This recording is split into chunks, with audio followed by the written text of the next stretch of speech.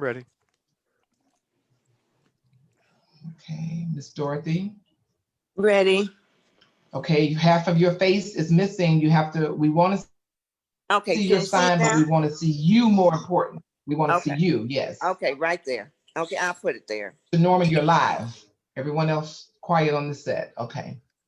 Good evening, world. It is Monday, October 5th, 2020. You are listening to the new WCEG Network on WCEGTalkRadio.com. If you want to check us out, you can watch us live on your smart TV anytime.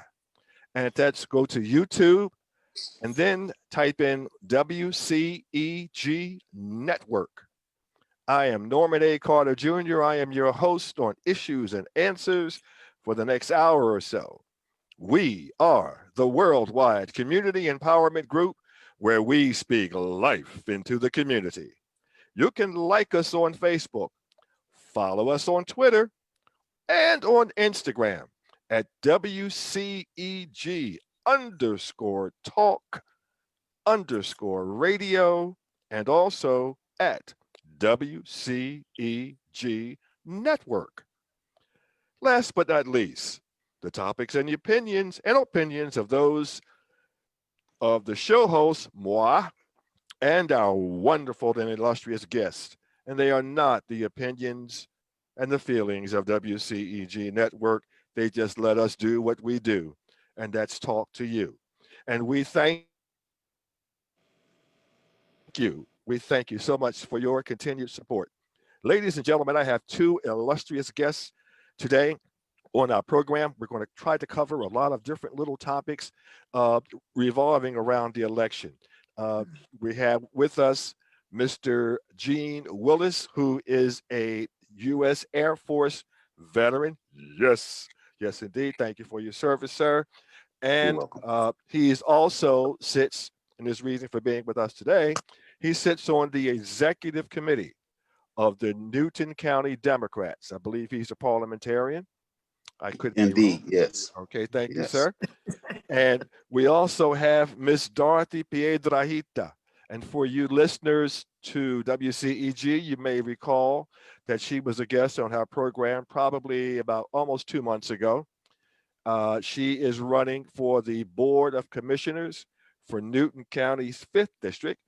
I would like to think that in part because of our support and her being on our program at that time, she won the runoff election, and now she is ready for the November 3rd election, the national election, and she is running again for the Newton County Board of Commissioners, the 5th District, which includes Covington and Conyers, Georgia.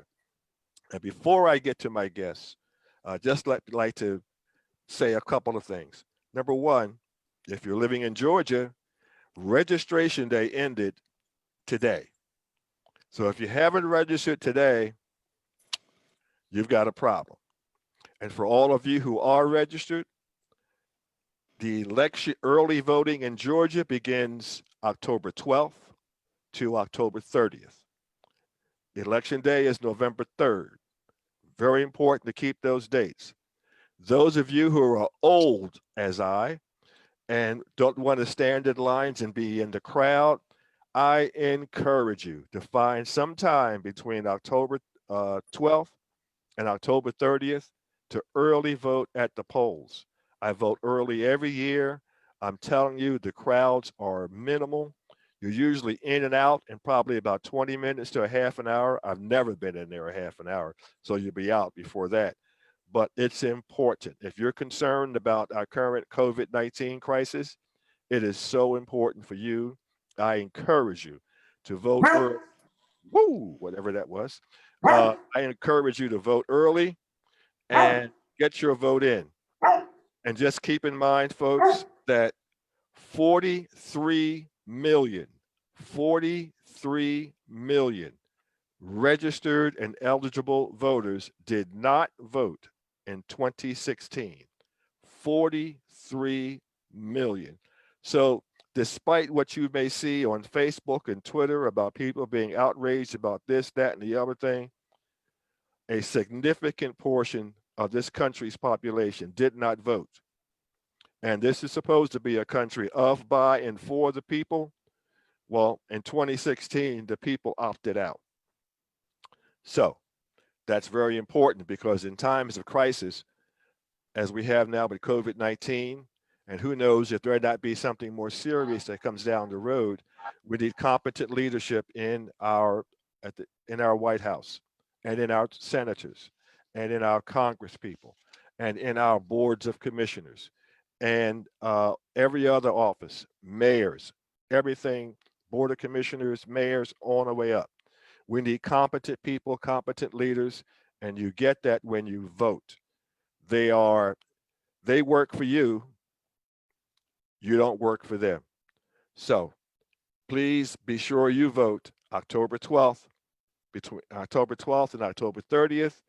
And election day is November 3rd. You're going to have so many reminders of that on the news media. Commercials are killing us. So there's no excuse for anyone not voting, unless you're one of those folks who say, it doesn't make a difference. I'm telling you, folks, it does make a difference. And now to our guest. Again, we have Mr.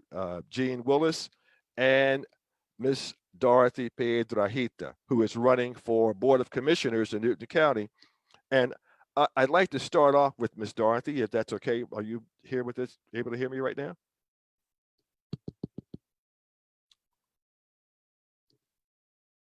You have to unmute yourself. Yeah, your listeners that Okay. I have a Doberman that has spotted something that he doesn't like. Will you Okay. allow me to let him out and let Yeah. him go guard? Well, let me go to Mr. I'll go to Mr. Yes, Mr. let Wills. me do that. Thank Okay. you. I go to Mr. Wills. Mr. Wills. Hey. I checked out a little brief, not sure, I won't say it's your biography, but it's your trail on social media. And I'd like to read something to you. Their gallant and heroic deeds, like monumental shafts, arise from out the graveyard of the past and mark the tombs where valor lies. Inscription on the Confederate monument at Covington Square. What does that mean to you, sir? Well, it's the big, great lie on the square. We know after the Civil War ended that groups formed to, I guess, to whitewash the history, to make the soldiers, the Confederate soldiers, appear more gallant and more brave and on the right side. And so we had, about the Klan, but another big part of that was the Daughters of Confederacy. And the Daughters of Confederacy are the ones who put the statues all around the country. And they changed history, and they were allowed to do it in our school books as well. So they changed the school books. There's a picture with Black people with luggage and dressed up, and they came to America looking for work, and they were happy. And we know that's not true. They wrote the history books, and they taught it in Georgia up into the 70s. So you have a lot of people misinformed about what the Civil War was fought for. They think it was states' rights and taxes, which it wasn't. It was fought over slavery. And slavery, it was the financial wealth of this country and every part of this country, not just the South, up north, everywhere. Awesome. The one thing that I always say in reference to that, and I know we hear the phrase Southern pride that's bantered around when we talk about these monuments and and that Confederate flag. I think what with this groundswell of this phrase called "Make America Great Again," and talking about enemies attacking our country and our way of life, we have to remember that the Civil War was begun by people attempting to overthrow the government of this country. And those Yes. monuments, and I'm a military veteran, this is offensive to me. Those monuments are erected to people who tried to destroy our country. Yes. And even if you want to get past slavery, which some people cannot get past, the idea that we honor people who wanted to overturn this government, to me, is appalling. And I know that Ms. Piedrahita has a view on this, which we'll get into in a minute. But I read this, and this is a big concern because I understand even you ran into some conflict on your the board of commissioners with this, or with the mayor. The board of commissioners. Mm-hmm. Yes, I went on, and once I really recognized that the statue was there, I was told about the statue at a Democratic Christmas party, and a young man told me that nobody's doing anything to change anything. And I asked him what he's talking about. He said, for example, the statue. We got the NAACP, we have this group, that group. No one has tried to get rid of that statue. Mm-hmm. And that's when it was first given to me. And then I end up joining a group called the East Metro for Social Justice. Okay. This group is a grassroots group that pretty much got together after Trump won. So it was a lot of mad people trying to figure out what to do. Okay. And first they talked about their grievances and how upset they were, but we have to do something. We came to the conclusion we have to do something productive. Mm-hmm. So we start with the statue. We start going to protests in Atlanta. We held protests here in Covington. And the people in that group with me, it's about 200 or so on our Facebook page, but the main workers is Juanita Carson, Mike Hesterly, and Teo, and I can't think of Teo's last name, but Teo started with us, Monica Dara, Terry Godfrey, Sonia, Lori Davis, Vicky Henninger, Vicky Mills, Mitzi Mills, my wife Kathy, Julie, Sandra, Archie, Ryan and Kristen Bennett, Gareth, Bill Couch, and Bill and Terry Houston and Karen Couch. We start. Those are the people that came to the meetings, and we start inviting candidates to come down to Covington to talk to East Metro, and then we would do whatever we could if we liked a certain candidate. We're nonpartisan, but we are Democrats. We're progressive, so we don't even consider Republicans.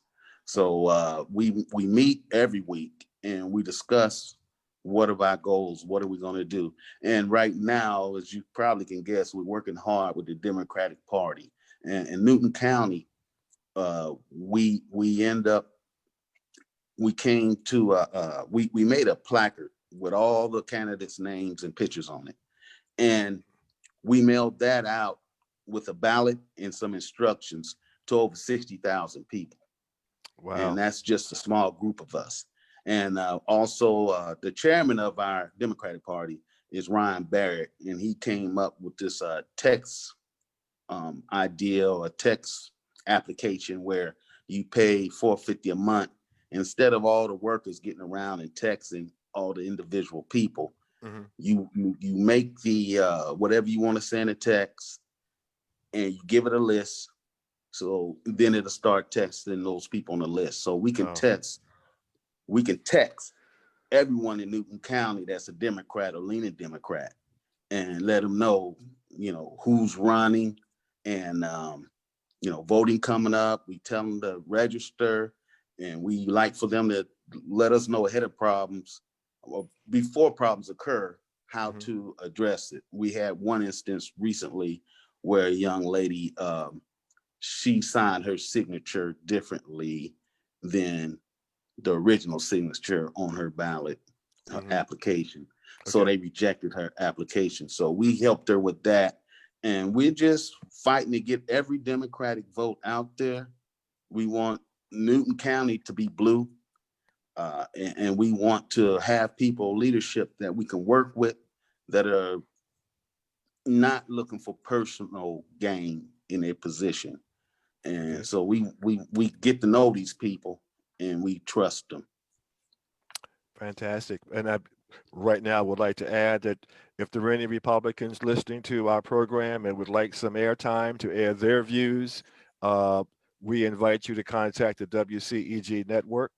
You can do that by computer. We have our own website, WCEGtalkradio.com, and let us know you would like to participate, and we'll get you on issues and answers. Ms. Piedrahita, I do believe you have an interesting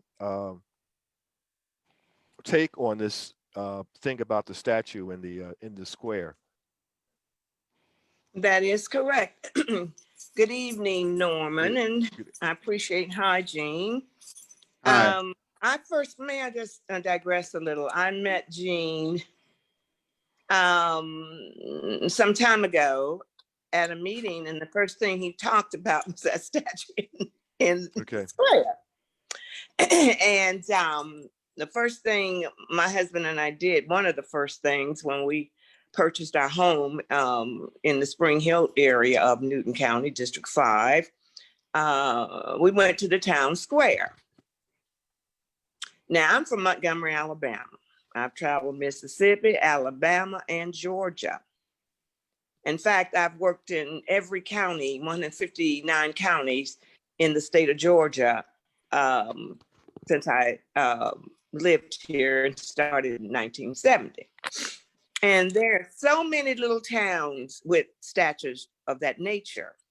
And so my take on it is, my family started in Georgia many years ago in the 1900s on my mother's side, and we have traced our family history to England in 1550. Not that we're that proud of that, but be that as it may, we went to see that statue.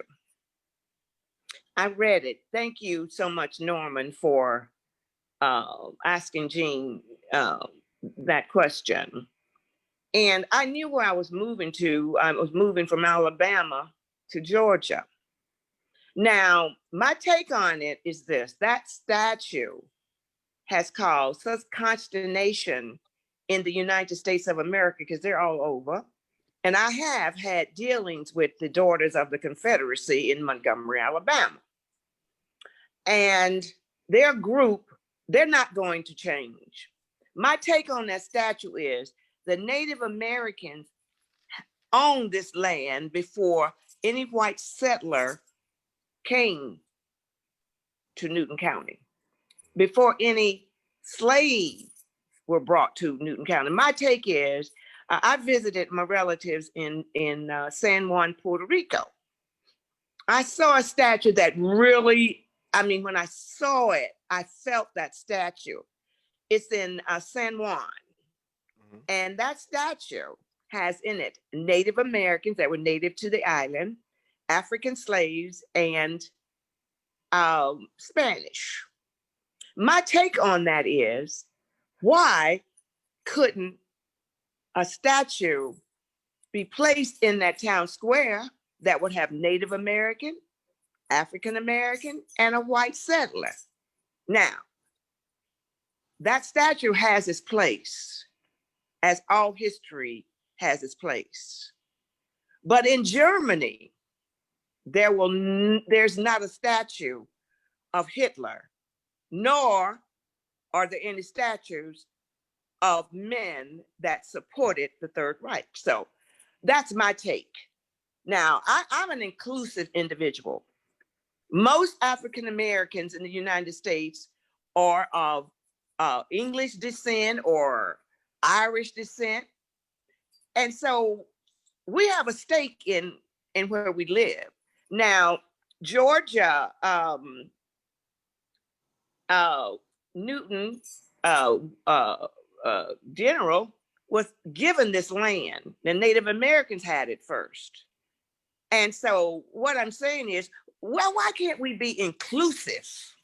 Why must we have a man that fought the United States government as we're fighting the United States government today. So that would be an inclusive statute where children can go and not see an individual holding a musket or whatever that is, a long gun, that fought in the war and they lost. And it could be Newton County. Newton County can be a beacon for the rest of the counties in Georgia. And it's about being inclusive. And so that's my take on the statue. The statue has had its place. I know the Daughters of Confederacy, they're going to do their thing, but we're going to get everybody on that statue. It's something to talk about, something to come together. They talk about One Newton. I joined that group today. I was involved in One Montgomery over 10 years ago. So if we want to be a One Newton, then let's come together. Okay. And teach our children about our history, but not the history of a person that fought the United States government. And I think that this is an issue that is not just relevant to Georgia, but it's actually relevant to the entire country. This is a big concern. Of course, it's been somewhat supplanted by the current COVID-19 crisis, but it was of prime concern just prior to that. And I think it's going to, this is something that's going to fester and continue to be a thorn in the side of not just the South, but this entire country. So I thank both of you for impact on that issue. I'd like to go back to Mr. Wills.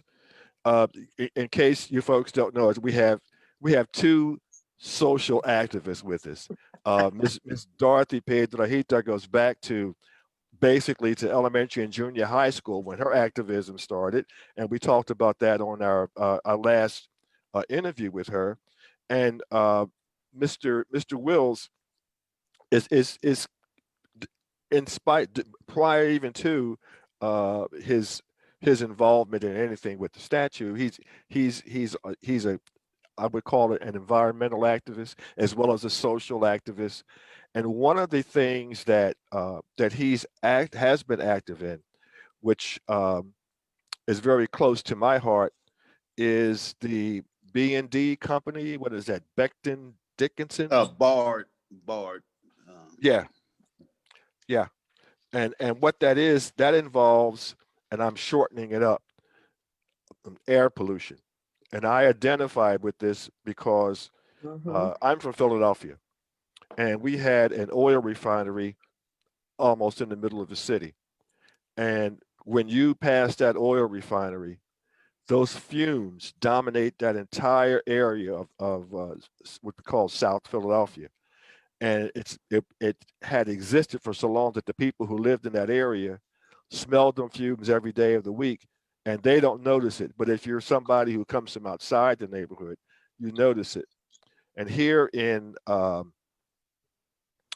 Newton County, Covington, I believe, more precisely, we have that same issue, correct, Mr. Willis? Would you like to tell us a little bit about that? Yes. The company BD Bard, they clean medical equipment. So anything used in the hospital that used to cut or pull something out of your body or whatever, they clean it. And the way they clean it, they use this ingredient called ethylene oxide as part of the mixture to clean it. And it's applied on these materials and to sterilize them. And we found out that this ethylene oxide causes cancer. And first, a lot of our political people, leaders, and others told us that the gas wasn't cancerous. It could be from car fumes. It could be from all types of things, cutting your grass. But in Newton County, close to that company, Bard, there's a high rate of cancer. I went to a meeting, might have been 80 people there, and and the person who was leading the meeting asked, does anyone have cancer? And I'll say at least 60%, 70% of the room raised their hand. Wow. And they trying to say, well, you got to go through some ropes to sue them. Because if you have any relative that died of cancer, or any way they can get out of it, they will. But if your DNA or something shows that you would not have had cancer if you not lived near BD Bard. So I joined up. We have our leaders in our group, Monica Dara and Bill Couch. They are more into the environmental side of things. I participated and go to meetings, but especially Bill Couch, he's a retired scientist, basically. He knows more about the issue. And so we kind of like follow his lead, because I can get out there and cause a ruckus, but I like to cause a well-informed ruckus. So if I'm not well-informed, I'll let someone who has the information take the lead. I like that little line I saw read, which got my attention, where you said that B&D needs to find a new home. Oh yeah, Yeah. yeah. But one thing that has anyone researched? Because I know that there have been. What hit the news here is there are some children who've come down with cancer that they believe are directly related to this plant. Yes. But you're still running into stumbling blocks. That's whenever I see things like that, and people are running when there's these huge health issues, and the public is welfare is at risk, and you run into those stumbling blocks. Sometimes you have to check the paper trail, see who's getting the political contributions and what. Right. See who's getting those specific favors. Uh, yeah, that's what you run into. Yeah, BD Bard is a multi-million-dollar company. They could make much as billions. So they got some influence, lobbyists and different groups that they pay to protect their interests. Right. And we did have one little girl who something happened with her DNA and she had cancer in her leg, and they have been cutting pieces of her leg off, and she's all way up to her hip. But you know, it's all about economics. They hire about 300-400 people in Newton County, and they got the big bucks. So it's hard to fight that, because the politicians will even play along with you, but they're not going to hurt the hand that feeds them. I got you.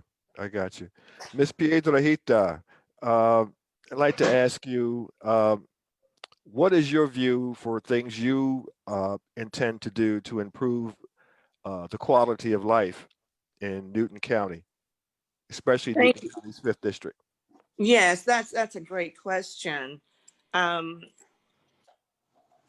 The main issue today in the United States of America, Newton County, is COVID-19. As a child, I helped volunteer with the Jonas Salk sugar cube. My mom was a nurse. Right. My mom was a nurse at the hospital and in the pediatrics ward. And I was the only child that would go into the ward and see these children just 24/7 on their backs. And so I have a vested interest starting as you said in the beginning, in junior high school, because COVID-19, like all viruses, they do not go away.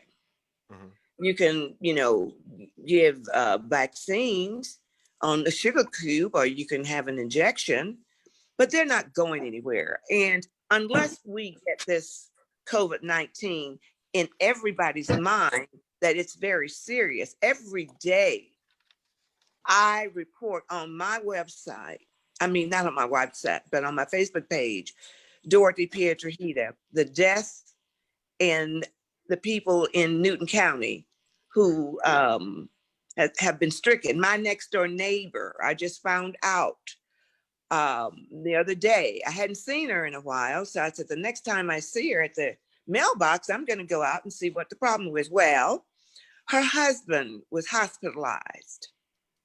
She didn't need to be hospitalized because of the virus. I worked when I was working for Economic Opportunity Atlanta and the Atlanta Regional Commission back during the Maynard Jackson, when he was mayor, both times.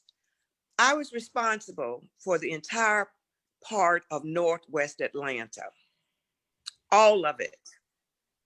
And what I formed were liaisons in the community. I learned it well. Now it's going to be a little different because we may have to have meetings on Zoom. But organizing the community is important because this will not be the last dangerous situation that Newton County will be in. I have the experience to do that. Okay. I've traveled the entire length and breadth of District 5. District 5 borderlines on all of the others districts. Okay. We're the second largest in Newton County. District 1 is the largest. So I know how to do that. And with the help of District 5 citizens, we can accomplish that because I know how to do it. Excellent. Mr. Wills, what the Newton County Democrats, what are their priorities for improvement in Newton County? Well, we're looking at I think Dorothy mentioned it early, one Newton. And the commissioners, they do make a lot of decisions about what to do with our tax dollars. So that's improving roads, improving communities, bringing business into Covington, in which we have one big business coming here, and that's going to be something to do with Hollywood industry. We got a company called Three Rings Studios. Yeah. And they bought a lot of property and they're already building studios. So Covington in the next 5 years, I believe will look totally different. And we got to prepare for the traffic and the other things that we'll need. And also we may need more grocery stores and things of that nature. So we depend on our commissioners to do what's best for our community in their decision making. And also the problems we run into with some of our Republican friends is that they don't want to have certain parts of Newton County integrated. I won't say they don't say that, but they're against apartments in certain parts. And anything that relates to lower income people buying things. And that's the feeling. They really don't want to change Newton County. And the traffic is going to be horrible coming up here soon. That's true. So we have to prepare for that. And we need to have leaders like Dorothy that we could talk to. That, a lot of times people get in that position. There is, you can become pretty much wealthy because they handle millions and millions of dollars. And the connection comes from construction companies who get bids and other companies that they do business with. That they, if you have someone sitting on the commissioner board telling a certain company what the bid is, what the lowest bid is, and what they need to do to get the bid, it defeats the purpose. And I believe, I'm not going to say this for sure, but I believe that's pretty much the old Southern way with the Dixiecrats. And they don't like seeing Black leadership. And it's not only Blacks, Democrat leadership. If you're fair to a Black person, they don't like it. So, right. we are trying to get Newton County modernized, get our streets together. We want to build more schools, or have the ability to build more schools when the demand comes. And just a multitude of things. And also we got the Board of Education, which I got a bone to pick with them probably tomorrow. We have a situation where they have directed the teachers to go back and teach live in person, and the students get a choice. The problem I have is that, you know, the teachers who may have some type of underlying illness, and you're putting them right in the midst of the coronavirus. And it appears they follow the lead of President Trump, who, with his opinions, differ from scientists of fact. And I feel like our education has become now politicized, where Trump tells them to do something, the governor's in for it, and everyone else fall in line. And it's at the cost of lives. And that needs to be addressed. And also how they handle students. They have these contracts where if a student did something out of line, maybe they got in a fight or screaming match or something, they will write a contract with that student, telling them if you do anything else, we're going to expel you from school for the whole year. I disagree with that, because most of the times it end up being Black students. And now you got this piece of paper, and pretty much they agree to be expelled. So I want to discuss that. We also had a teacher who haven't even reported to work yet, and they're trying to fire her because she protested against opening the schools. So this thing where if you differ from their opinion, they attack you, especially if you're Black. And this young lady is Black. And so they pretty much are giving her a very hard time. And I'm gonna talk to the Board of Education about that. One, they wasn't prepared for virtual learning or in-school learning, and they rushed it based on a political decision. Right. And the thing is, when they have their meetings, we only can do them on virtual meetings. Now, if the Board of Education don't want people in because they're afraid they may get coronavirus, but they're going to force our children and teachers in that situation. So I'll be addressing that. But I'm going to go ahead and stop. No, it's fine. But the educational system, I think, through not just here in Newton County, but throughout the country, it's important. And there is this great unfairness about forcing teachers into hazardous situations and calling them essential workers, Yes. so that they really have no choice, forgetting about the fact that these are not soldiers going into combat.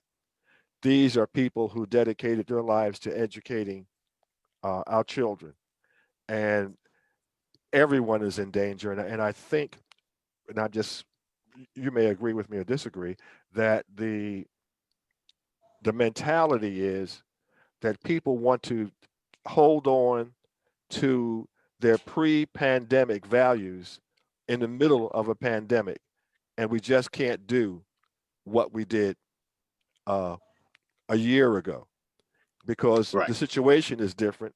We're talking about life and death. Yes. Life and death here. Ms. Piedrahita, would you like to weigh in on this subject topic of education?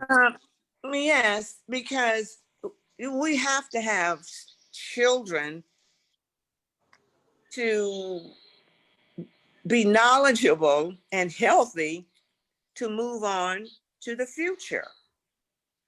And it's mind-boggling to me, of course, I understand that our children, it should be our future. And if we can't educate them well, then we have children that will grow up and be ignorant. And there are a lot of kids around here that are my next door neighbor, and I can only say about this little boy, he is brilliant. My neighbor on the other side of me, their children were brilliant, and they attended Newton County schools. One of them went on to go to Georgia Tech, graduated first in his class in the area that he concentrated on. And then prior to that, all from the first grade to the 12th grade, he was an A student. So he went on to Georgia Tech. And I talk to parents about their children. I live off of 162, and it's a road. It's a country road. There are no lights except in the yards of individuals. One side is District 4, and the other side is District 5. And when I first moved out here, my brother would come visit, and I said, well, pack a lunch and bring a flashlight. 162 is a road that is a very dangerous road. Since I've been here, I've seen at least 5 to 7 deaths. And this situation has to be brought up. But let me just mention something that Jean mentioned earlier about the cancer. I followed that also, Jean. And that was on when the Democratic Party asked us what would be our platform and what would we be interested in, and that was one of them. And so with your knowledge, more than what I have on the subject, and that's really good. And another thing that Jean's group, when I spoke with them, asked me, would I be able to make the hard decisions? Remember that, Jean? Yes. You remember that question? Yes. Jean, I've been making hard decisions all of my life, and I'm not about to stop now. I'm not. I live in this county. More than likely, I'm going to die in this county. But before I leave this county, I want to make an impact on this county. And you can rest assured that if I don't know an answer to something, I'm going to tell you. But I will say, I will find the answer for you. And that's why it's important for unity. You know, I've spoken to people in this county, those that attend the older hands that attend the commission meetings. They know who the District 5 commissioner is. Everyone in this county, if possible, should know the name of their commissioner. It's imperative that that happens. And with my reason for wanting to be a commissioner is because I know I can assist this county moving forward. Basically, you can reach everybody, I mean, anybody, if you can talk to them, but there's some people aren't going to change their minds. So we've got to work with them. We have to work with them. I'm always an optimist, but I know when to call it quits. But I also know that I'm not the kind of person. That's why I have a Doberman. That's my 5th Doberman. They're hard to train. They're smarter than you are. If I can train a Doberman, sure to goodness, there ought to be somewhere in there that I will be able to compromise with my fellow commissioners. I think one of the things that and that's a good way, good word there, is that compromise. And I'm finding that we're living in an era where compromise has something that's been kind of forgotten, and it's looked upon as weakness. And people forget that our entire government in the United States was built on compromise. It was never your way, my way, or the highway. And we've sort of gotten away from that, where instead of people being in the middle, that which is looked at as being a weakness, we are looking at people who are in the extremes. And this country was never run on the extremes, unless you're talking about the old South, which was run on and that was the negative extreme. Yeah. And the other thing is, and I heard you talk about this, Mr. Wills, is about the uh, dyed in the wool Democrats, dyed in the wool Republicans, and you mentioned something very important, which is Dixiecrats, and Mhm. I don't think that most, especially our young people, understand who Dixiecrats were and who they are today, Yes. The because they're not people, Democrats anymore. no, they're not. They're Republicans. And we have some of our young Black leaders, Candace Owens and others, who tried to twist that information into that, oh, Blacks were Republicans in the past, and why are we changed? Because why did we go Democrat? And you have to understand a little bit about history. So the one thing is that once the Civil Rights Bill passed and the Voting Rights Bill passed, those Dixiecrats, they were upset. Then the Republicans came up with a idea they would get these southern states so they could stay in power. So they came up with the Southern strategy.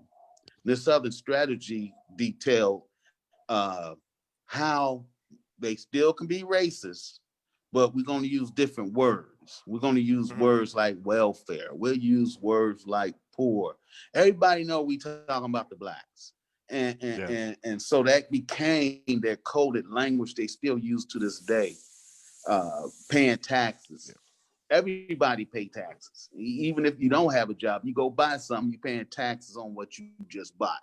So this illusion that Black people don't pay taxes, all of us on welfare, and all these other ideas that came out of the South back the Klan days. And the Dixiecrats were basically agriculturalists. They were in the agricultural part, in the South, where most of them were farmers. And they would, even when Black Democrats wanted to vote, they could, they did not get a chance to vote in the primary. So these white agricultural people would pick the winner for the primary. Then we were left with no choice but to go with that person. Right. And so things have changed, even though they're trying to go back and get rid of voting rights and other things. And we everything's on the line. We must vote. We must participate. And like you said, you got two extremes. You got the right extreme, left extreme. The problem on the left side is that we're passionate about different things, ideas. My thing is going to be a lot of Black issues. Woman may be things about women, gay rights, all different types of things. And we're passionate. It's hard for us to compromise in our own group and stand. Right. Now, this Black Lives Matter has brought us together. And we need to keep it going because the women don't matter, white or Black. Black men, Black people don't matter. And you see it every day. It's that cloak or veil of racism that you can't put nothing on it, can't touch it, but you know it's there. That statue is part of saying, well, we fought to keep you enslaved, and we're not going to move it because you don't matter. Yeah. And I see just all groups of people getting together. I think one of the things that I see, and I've witnessed this recently, particularly on social media, is that there are still, and I'm, this is not an indictment of all, believe me, it's not, but there are a significant number of non-Blacks, so I should say, who will say that racism no longer exists. There's no such thing. In fact, I I had someone tell me the other day that he's never met a racist, and he's my age, and unfortunately, he's not black.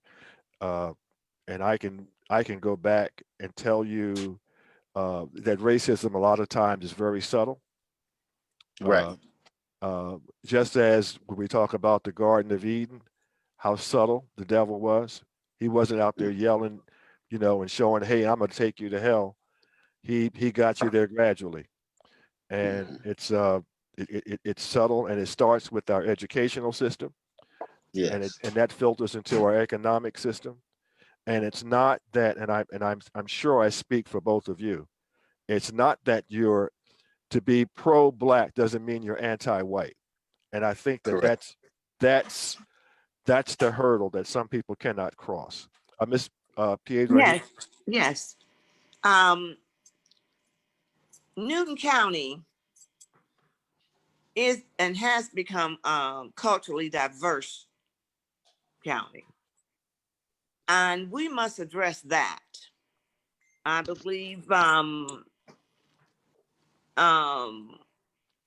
we have Asians. I know we do. We have We're diverse. yeah, we're Diverse. very diverse, and Right. all kinds of people, and we must embrace that. I mean, because I grew up under the George Wallace. I grew up under that. I've been to the drinking out of the fountain, the black, but I never did. I'd go to the other one. Okay. I've integrated with my mother, Woolworths. I've been through this. I've been nearly killed at least 3 to 4 times by the Klan. As you said, I started very young. Mm-hmm. My parents were from Pike County, Alabama, where John Lewis family is from. So I go back a long ways, and I'm gonna show you something. I just have to show you this. Do y'all see this? This is a smoothing iron. My grandmother used to iron for people. I ironed today. Right. And I use them to look at them because I don't iron. Yeah. Because I don't iron, because she tried to teach me to iron when I was 9 years old in Troy, Alabama. I have all of her irons to make me know we're not going back like that. And if it wasn't for white people assisting in African Americans moving forward, like Mrs. Doerr, who had a pharmaceutical company in the city of Montgomery, I wouldn't be sitting here today. And so with that being said, there should be room for compromise. And I remember so vividly during the Selma to Montgomery March, which I was elected the voice of the student at Alabama State when Dr. King came through Montgomery. We went into a meeting with the sheriff of Montgomery because the day before his deputies had beaten the students unmercifully. I went into the meeting. I was the only female in there. I was 19 years old. And I noticed Dr. King. Dr. King would, everybody else would have their say. And then at the end, he would pull it all together. That's how I am. I like to pull it together, but I need help to pull it together because I will fight for Newton County. And I would do my best to make it a 1 Newton. It's going to be a hard nut to crack, but I don't like to accept no for an answer. That's an excuse. Teamwork makes the dream work. And as we're about to close out our hour, I'd like to ask both of you this question, and maybe you could take just like a minute to answer it, a minute or 2 minutes. I'll start with Mr. Wills. First of all, it's been great meeting you, and I was absolutely fantastic reading. I didn't get into all that brought my attention to you, but you're really a remarkable guy that Newton County really is going to benefit for it. I know that with Thank you. it's not just you, but this is a family product of with you being Oh, yeah. involved in government. So with that said, what would you like to see in Newton County in the very near future? What would be a priority? 1 to 3 priorities you think that need to be addressed in Newton County in the very near future as a result of the coming election?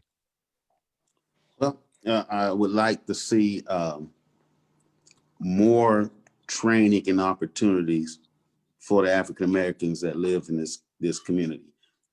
If you go back and look, there, in most cases down here, they go back generations still to this day where no one had graduated from high school. So they still have the first in that area. And I don't blame the people, it's the system.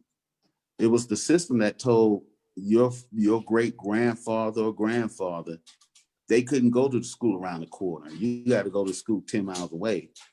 And some of them couldn't do it. Some of them had to stay home and do what they could for farming on the sharecropping property.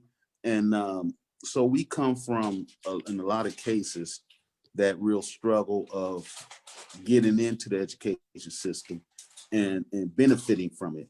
And we have more people. I think Black women, number one, are graduating from college. I have 2 Black daughters. One's a lawyer. The other one works for Business Insider. And, Wow. and she graduated from Harvard. The other one graduated from University of Reno, Nevada. And it's possible for all of us. And this school system, the way it's structured, it's not, I don't think it really addressed Black people. I think we get to the core of it. We need to rise together. And when we rise together, we're not looking who's first, who's last. It's like I remember this story I read where this guy came to African village and had some cookies, and he said, well, whoever win the race, get these cookies. Well, these kids all held hands and walked together and crossed the line together. That's right. And that's the mentality we gotta Yeah. get. We gotta bring our kids in that type of mentality. We have to look at a teacher being more of a facilitator than that one person leading. Because when the kids can voice their opinions and be more involved in how the class go and what's going to go on in the classroom, they're investing in it. And so I would like to see more kids graduate, more of our county kids going to college. I would like to have leadership that I can go and talk to about any issue, the statute, crime, and I like to talk to the sheriff and the police chief. And I don't really go for the quick answers. And I look at the policing in a sense that one person is trained to deal with escalating situations. Then you have a citizen who may be upset, and that person who's been trained to de-escalate should use that training, but they don't. And then a police chief or whoever will tell you that, well, you see their behavior, see how they act. Well, they're not trained. Now, unless you're going to train everyone in the county how to de-escalate, don't bother telling me that. Yep. But I cut it short. No, we had actually, no, you're great. We actually had a program about that on Dr. Cassandra Wanza's program, Mind Manners, about that a couple of weeks ago, about this whole concept of de-escalation, especially in policing, and how so many of them are either ill-trained or just ignore the training that they have. And that's critical. Thank you so much. Ms. Piedrahita, the same question for you. What priority would you like to see addressed, 1 to 3 priorities that you think need to be addressed in the next couple of minutes we have? First of all, communicating with the voters, because been here a long time. The commissioner before this commissioner that we have now, I called constantly, nothing ever, got done. And knowing your commissioner and knowing what your commissioner is about, knowing your commissioner's name. And that's where organizing the community comes in. Being a community organizer, allowing the other citizens to work with the commissioner and at least know the name, and then find out what that commissioner does, the duties, and the first orders of duties of what they do: pay the bills, follow the state mandates. I know I will bring something completely different to District 5. Okay. I know that. Okay. And that was one of the reasons I decided to run for this office, is because I know I can, and nothing fails but a try, and I don't give up. Okay. I got you. I mean that. I seriously mean that. And then going outside of Newton County for assistance. Like I said, I worked with the Atlanta Regional Commission. We put together all of the handicap material that you see everybody in Georgia. I worked on a committee with the Atlanta Regional Commission. And when I was working with the Atlanta Regional Commission, Newton County wasn't a part of that. Newton County now is a part of that. So I will have to find out who's working with the Atlanta Regional Commission, and work with the other organizations around, and add and accentuate the better parts of what's going on in Newton County, and make some changes on the areas. And I was glad to hear Gene what he said about education. I'm not in education, but I have been a parent. I'm a grandmother, and I'm a great grandmother. And education is the key. You know, my mother's family in Troy, Alabama, they had their own school. They taught one. They didn't taught what they knew. So I understand that mentality. I see it frequently. And I try to address it as much as I can. So thank you so much, Norman, because how many more days do we have? Is it 32, 33? I'm having no. what is it, 10? No, we're down to about 29 days. Well, you know, every day my day is spent. I get up at 4:30. I read. I call you sometimes. I call everybody. Not call. I send you a message. I'm sleepy, Dorothy. Okay, well, I'm up because I want to know what's on your mind. So I'm grateful that I have lived so long and have so much wisdom to work with this situation. Nothing is new to me, but I can learn something every day. I'd like to add something for our listeners who are wondering why in the world is Dorothy calling me. I am just recently appointed her campaign manager, and we invited several other candidates, but there was a scheduling conflict for today. So that's why that didn't happen. We really expected more participation from other candidates. But again, I invite anyone who wants to participate in a forum on WCEG Network to give us a call. Our addresses and phone numbers are, if you go to WCEGtalkradio.com, that information is available. This program we have attacked through our wonderful guests, programs such as education, economic development, health, quality of life issues, and I'm sure I can condense what Mr. Wills said concisely, and I'd like everyone to pay attention to what he said. And you may have heard the term, a rising tide raises all ships. And you can't, if you're holding other people down, that's holding you down too, because that takes effort. And the idea is for all of us, allow all of us to rise, all of us to participate in this American dream that is supposedly guaranteed to all of us by the Constitution. And the first way that we can exercise our rights by the United States Constitution is to get off our tails and vote. And that is so important. Both of our candidates have emphasized that, and it's very, very important. May I just add one thing? I'm going to show the audience this. My father was a World War II veteran. See that flag? That gives me the right. That flag gives me the right to run for the office that I'm running for, because the revolutionary hero, which was Newton, never would expect that someone like me would run for an office which is named after him, Newton County. That flag gives me the right to work with everybody. And I've been doing it all my life, and I'm not going to stop now. And that's just how it is.